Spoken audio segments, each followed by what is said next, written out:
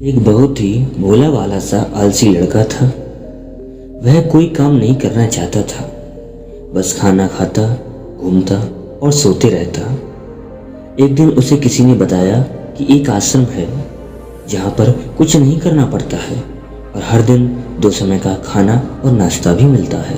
तुम वहाँ जा कर के रहो। उस आलसी लड़के ने सोचा कि ये तो बहुत ही अच्छी बात है और वह उस आश्रम में जाकर रहने लगा। और फिर वह भोला वाला आलसी लड़का अपना सारा सांसारिक जीवन छोड़कर उस आश्रम में जाकर बस गया। आश्रम में गुरुजी भी आया करते थे। वह कुछ समय सबको प्रवचन दिया करते थे। वह आलसी लड़का सुनता, बाकी समय आराम करता था और फिर भरपेट खाना खाने के बाद सो जाता। ऐसे ही उस लड़के का दिन गुजरता गया। एक दिन उस आश्रम में कुछ भी नहीं बना। नाश्ते के समय नाश्ता नहीं मिला। उसने सोचा नाश्ता नहीं मिला तो भोजन तो मिलेगा। अब भोजन के समय भी उसे भोजन नहीं मिला।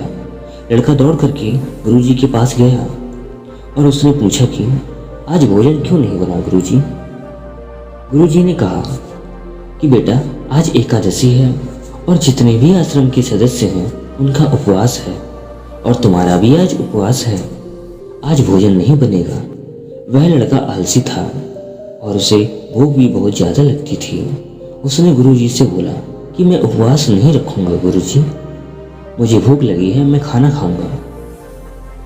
गुरुजी ने बोला ठीक है, जाओ भंडारे में से सामान लेकर के आओ और आश्रम में नहीं बाहर ले जाके बना लो, लेकिन याद रखना भोजन बनाने के बाद सबसे पहला भोग भगवान को लगाना, फिर तुम प्रसाद ग्रहण करना।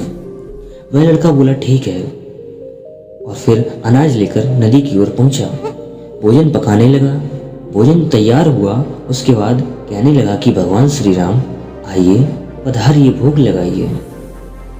अब जब उसे लगा कि भगवान तो आ नहीं रहे हैं तो फिर कहने लगा कि मुझे मालूम होता है कि आपको तो अच्छा खाना खाने की आदत है, मैं बना नहीं पाया और मुझे अच्छा भोजन बनाना भी नहीं आता, लेकिन जो कुछ भी रूखा सूखा है आकर खा लीजिए प्रभु। भगवान श्री राम उसकी सरलता पर बहुत ही प्रसन्न हुए और उस लड़के को दर्शन दे दिए। उसने देखा कि भगवान श्री राम आए हुए हैं और उनके साथ माता सीता भी आई हुई हैं, लेकिन लड़के ने सिर्फ 2 लोगों के लिए ही भोजन बनाया था, एक अपने लिए और दूसरा भगवान के लिए। और अब क्योंकि भगवान के साथ माता सीता भी आई हुई थी तो उसने उस भोजन को माता सीता और भगवान के सामने प्रस्तुत किया।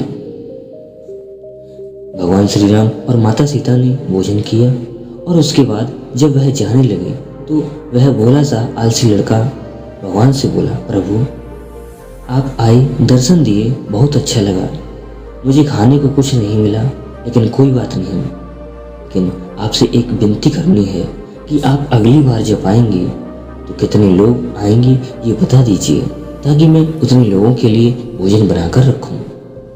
भगवान श्री राम मन ही मन मुस्कुराए और फिर अंतर ध्यान हो गए। लड़का आश्रम गया। दिन बीतता गया और फिर एकादशी का दिन आया। इस बार उसने 3-4 लोगों के लिए अनाज लेकर के खाना बनाने के लिए नदी के किनारे पहुंचा और उसने बड़ी प्रसन्नता से भोजन बनाया और इंतजार करने लगा कि प्रभु आइए और भोग लगाइए। इस बार लड़का देखता है कि भगवान श्री राम पूरा दरबार लेकर के आए हैं। इससे माता सीता, लक्ष्मण, भरत, हनुमान जी और सभी लोग आए हुए हैं। लड़के ने 3-4 लोगों का भोजन बनाया था और इस बार भी भोजन कम पड़ गया। लड़के ने निराश होकर प्रभु से कहा, भोजन को प्रभु के आगे रख दिया और भोजन किया। फिर वह चली गई और इस बार वह लड़का फिर से भूखा रह गया। अब लड़का फिर आश्रम गया। दिन बीतता गया और फिर एक दिन एकादशी का दिन आया और इस बार गुरुजी से कहने लगा कि गुरुजी मुझे इस बार थोड़ा ज़्यादा अनाज चाहिए। गुरुजी सोचने लगे यह इतना सारा अनाज का करता क्या है, कहीं इसे बेचता तो नहीं है। फिर उन्होंने कहा ठीक है, भूख से परेशान रहता है। लड़के ने कहा कि नहीं गुरुजी, मैं भूख से परेशान नहीं रहता, प्रभु के साथ बहुत लोग आते हैं, उनको भी तो भोजन करना पड़ता है। गुरुजी को लगा कि लड़का पागल हो गया है, लेकिन गुरुजी ने सोचा कि चलो एक बार चलकर देखते हैं कि लड़का इस अनाज का करता क्या है। वह भोला सा लड़का अनाज लेकर के नदी के किनारे पहुंचा। उसने सोचा कि प्रभु हर बार ज्यादा लोगों को लेकर के आते हैं, इस बार जितने भी लोग आएंगे खुद बना करके भोग लगा लेंगे। और फिर प्रेम से लोगों को बुलाने लगा। गुरुजी ये सब छुप कर देख रहे थे। ये भोजन तो बनाया नहीं है और प्रभु को बुला रहा है, लेकिन लड़के ने देखा कि इस बार प्रभु के साथ बहुत से लोग आए हुए हैं, तो उसने प्रभु के सामने हाथ जोड़ करके कहा कि प्रभु माफ करना, आप बहुत सारे लोग ले आते हो, मुझे संख्या पता नहीं होती है और मेरी हिम्मत भी नहीं होती कि इतने सारे लोगों के लिए भोजन बनाऊं।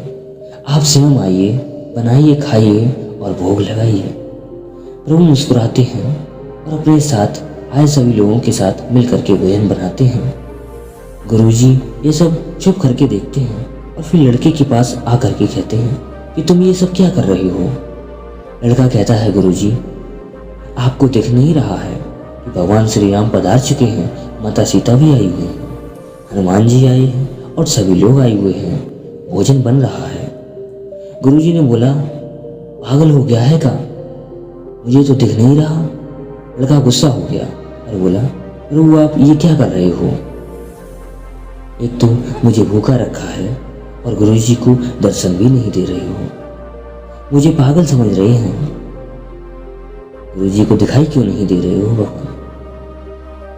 भगवान बोले, नहीं, मैं इन्हें नहीं दिख सकता। लड़का बोला, क्यों नहीं दिख सकते, मेरे गुरुजी तो बहुत महान है, बहुत बड़े हैं, बहुत ज्ञानी हैं, सर्वज्ञाता है। भगवान बोले, हाँ ज्ञानी और ज्ञाता होंगे, लेकिन तुम्हारी तरह सरल नहीं है। जो सरलता तुम में है वो तुम्हारे गुरुजी में नहीं है। लड़के ने यह बात गुरुजी से कह दी। भगवान श्री राम कह रहे हैं कि आप में सरलता नहीं है, आप मेरी तरह सरल नहीं है, इसलिए वे आपको दिख नहीं सकते। गुरुजी की आंखें नम हो गईं और रोने लगे और बोले, यह बात बिल्कुल सही है, मेरे अंदर तुम्हारे जितना सरलता का भाव नहीं है। और फिर माफी मांगने लगे कि भगवान गुरुजी को भी दर्शन दे दीजिए। और फिर भगवान ने गुरुजी को दर्शन दिए। तो दोस्तों, इस कहानी से हमें यह सीखने को मिलता है कि जीवन में सरलता सबसे आवश्यक है। जितने सरल बने रहेंगे आप, उतना जीवन में आगे बढ़ते चले जाएंगे। जब आप सरल होते हैं तो आप खुद भी मुस्कुराते हैं और दूसरों को भी मुस्कुराने की वजह देते हैं।